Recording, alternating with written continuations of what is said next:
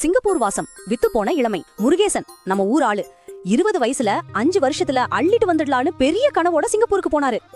காசு காசுன்னு அதுக்கு பின்னாடியே ஓடினாரு. போன இடத்துல சும்மா இல்லாம 40 வருஷமா உடம்ப வருத்தி வேலை பார்த்து கடைசியில ஒரு பெரிய கம்பெனிக்கு பெரிய ஆளாவி மாறிட்டாரு. பணமும் பங்களாவும் இன்னைக்கு அவர்கிட்ட இருக்கு. ஆனா இங்க நடந்தது என்னன்னா, புள்ளைகளோட வளர்ச்சிய பக்கத்துல இருந்து ரசிக்கல. பொண்டாட்டி பிரியாவுக்கு அவர் கூட கைகோத்து நடக்க வேண்டிய இளமை காலத்தையே கொடுக்கல. 4 வருஷத்துக்கு ஒரு தடவை லீவு கிடைச்சாலும் அதுல ஒரு நிம்மதி இல்லாம அவசரத்திலேயே ஓடினாரு. 65 வயசுல எல்லாத்தையும் சாதிச்சுட்டு கிராமத்துக்கு திரும்பினாரு. ஆனா அவர் கையில பணம் இருந்துச்சு. பிரியமா பேச அம்மா இல்ல, துடிப்பா சிரிக்க இளமை இல்ல.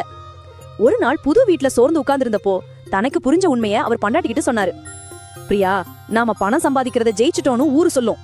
ஆனா நான் என்னோட வாழ வேண்டிய வயசு அங்கேயே சிங்கப்பூர் மண்ணுலயே விட்டுட்டு வந்துட்டேன். இப்போ இந்த மூட்டு வலியோட கையில இருக்கிற காசை வச்சு என்ன பண்ண முடியும்? சிரிச்சு கழிச்சிருக்க வேண்டிய காலம் பூரா வீணா போச்சு. பிரியா அமைதியா சொன்னான், போனதை நினைச்சு வருத்தப்பட்டு பிரயோஜனம் இல்லைங்க. மீதி இருக்கிற காலத்தையாவது அந்த காசை பத்தி கவலைப்படாம நமக்குள்ள இருக்கிற பாசத்தோட நிம்மதியா வாழலாம் வாங்க. இப்ப அவர் காசுக்காக இல்லாம தனக்கும் தன் மனைவிக்குமான வாழ்க்கைய வாழ்றதுல கவனம் செலுத்த ஆரம்பிச்சாரு. ஆனா இழந்த இளமைய எந்த பணத்தாலையும் திருப்பி வாங்க முடியல.